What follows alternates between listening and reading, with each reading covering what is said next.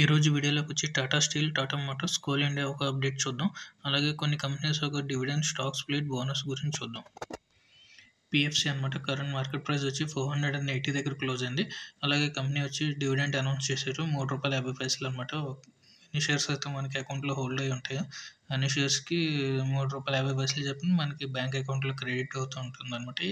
దీనికి X date వచ్చి 25 November అనమాట. సో 22వ తారీఖు ఫ్రైడే లోపల మనం బై చేసి హోల్డ్ చేస్తే దీనికి ఎలిజిబుల్ అవుతాం అనమాట. నెక్స్ట్ కంపెనీ వచ్చి కావేరీ సీడ్స్ కంపెనీ అనమాట. కరెంట్ మార్కెట్ ప్రైస్ చూసుకుంటే 834 దగ్గర క్లోజ్ అయింది అనమాట.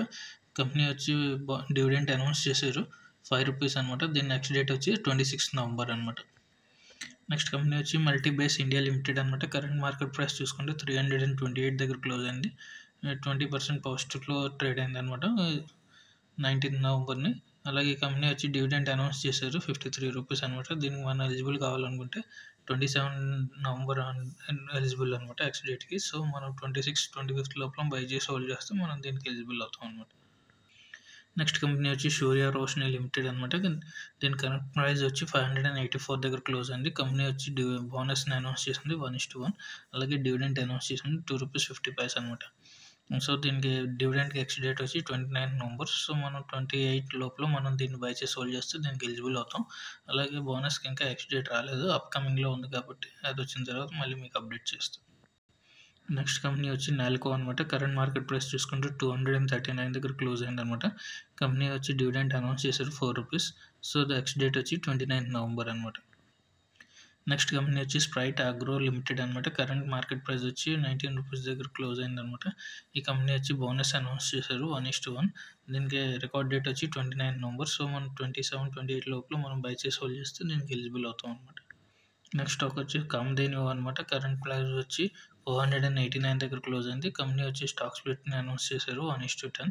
సో మనం ఒక షేర్ అకౌంట్లో హోల్డ్ చేస్తే మనం అడిషనల్గా 9 షేర్స్ యాడ్ అవుతాయి కాబట్టి టోటల్ 10 షేర్స్ ఉంటాయి. ఎక్స్ డేట్, రికార్డ్ డేట్ ఇంకా అప్కమింగ్లో ఉందన్నమాట. నెక్స్ట్ కంపెనీ వచ్చి పిఎన్జీ హెల్త్ కేర్ అనమాట. ఈ కరెంట్ మార్కెట్ ప్రైస్ చూసుకుంటే 5135 దగ్గర క్లోజ్ అయింది. ఈ కంపెనీ వచ్చి డివిడెంట్ అనౌన్స్ చేశారు ₹6 అనమాట. ఎక్స్ డేట్ వచ్చి 28 నవంబర్, రికార్డ్ డేట్ వచ్చి 29 నవంబర్. సో మనం 28 నవంబర్ లోపల మనం బై చేసి హోల్డ్ చేస్తే దీనికి ఎలిజిబుల్ అవుతాం. నెక్స్ట్ కంపెనీ వచ్చి టాటా స్టీల్ అనమాట. కరెంట్ మార్కెట్ ప్రైస్ చూసుకుంటే 141 దగ్గర క్లోజ్ అయింది అనమాట. హెచ్డిఎఫ్సి సెక్యూరిటీస్ బ్రోకరేజ్ ఫర్మ్ వచ్చి మనకి బై రికమెండేషన్స్ ఇచ్చారు. టార్గెట్ వచ్చి 175 నుంచి 185 టార్గెట్ అయ్యే ఛాన్సెస్ ఉన్నాయి. కంపెనీ కనుక మనం చూసుకుంటే ఫండమెంటల్గా కానీ ఫైనాన్షియల్గా కానీ స్ట్రాంగ్గా ఉంది. అలాగే ఇన్వెస్టర్స్ ట్రస్ట్ కూడా ఉందన్నమాట దీని మీద. ఎందుకంటే టాటా అనేది మంచి కంపెనీ బ్రాండ్ కాబట్టి. అలాగే రెవెన్యూ చూసుకుంటే పాస్ట్ 3 సంవత్సరాలుగాను మనకి రెవెన్యూలో ఇంక్రీజ్ లేదు కాబట్టి మార్కెట్లో ఇంకా పెరిగే ఛాన్సెస్ కూడా కనబడట్లేదు ఈ కంపెనీ. ఒకసారి రెవెన్యూ కానీ ఇంక్రీజ్ అయితే ఈ కంపెనీ ఇంకా మంచి టార్గెట్లు వచ్చే ఛాన్సెస్ కూడా ఉన్నాయి. అలాగే షార్ట్ టర్మ్గా ఎవరైతే ఇన్వెస్ట్ చేయాలనుకుంటున్నారో వాళ్ళకైతే అడ్వైస్ కాదనమాట. సో లాంగ్ టర్మ్ ఇన్వెస్టర్స్ 1-2 సంవత్సరాల వరకు మేము హోల్డ్ చేయగలం అన్న వాళ్ళు అయితేనే ఈ 140 దగ్గర 135 దగ్గరకు వచ్చిన తర్వాత మనం బై చేసి హోల్డ్ చేస్తే సో లాంగ్ టర్మ్లో మంచి రిటర్న్స్ ఇచ్చే ఛాన్సెస్ ఉన్నాయన్నమాట.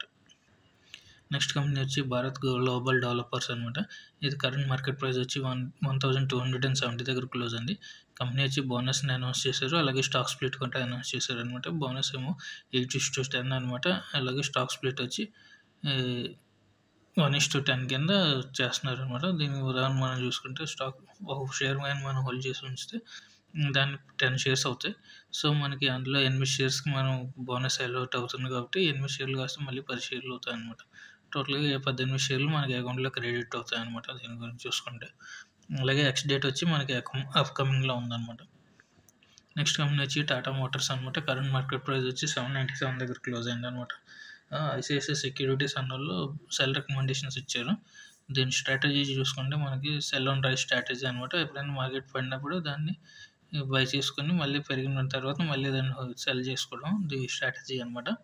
అంటే షేర్ ప్రైస్ వచ్చి ఇప్పుడు 797 దగ్గర క్లోజ్ అయింది కాబట్టి 795 దగ్గర కానీ 790 దగ్గర కానీ వచ్చిన తర్వాత మనం దాన్ని సెల్ రికమెండేషన్ ద్వారా మనం సెల్ చేస్తే ఒకవేళ మేబీ 750 కానీ 770 దగ్గరకు వచ్చిన తర్వాత దాన్ని మళ్ళీ సెల్ చేసిన తర్వాత బై చేసుకుంటే మనకి పాజిటివ్లో వస్తుంది. సో 770 దగ్గర కానీ 750 దగ్గర కానీ వచ్చిన తర్వాత మళ్ళీ మనం బై చేసుకుంటే దాని టార్గెట్ వచ్చి మళ్ళీ 810 వరకు టార్గెట్ ఉంది కాబట్టి సో మనకి ప్రాఫిటబుల్ వచ్చే ఛాన్సెస్ కూడా ఉన్నాయి. అలాగే ఎవరైతే ఇన్వెస్ట్ చేయాలనుకుంటున్నారో అంటే షార్ట్ టర్మ్ ఇన్వెస్టర్స్‌కి అయితే ఫ్రెష్‌గా ఎంట్రీ చేయాల్సిన అవసరం లేదు. ఎందుకంటే మంచి రిస్క్‌తో కూడిన కండిషన్‌లు ఉన్నాయి కాబట్టి స్టాక్ మార్కెట్‌లో. ఈ షార్ట్ టర్మ్ ఇన్వెస్టర్స్ అయితే అవాయిడ్ చేస్తే మంచిదనమాట.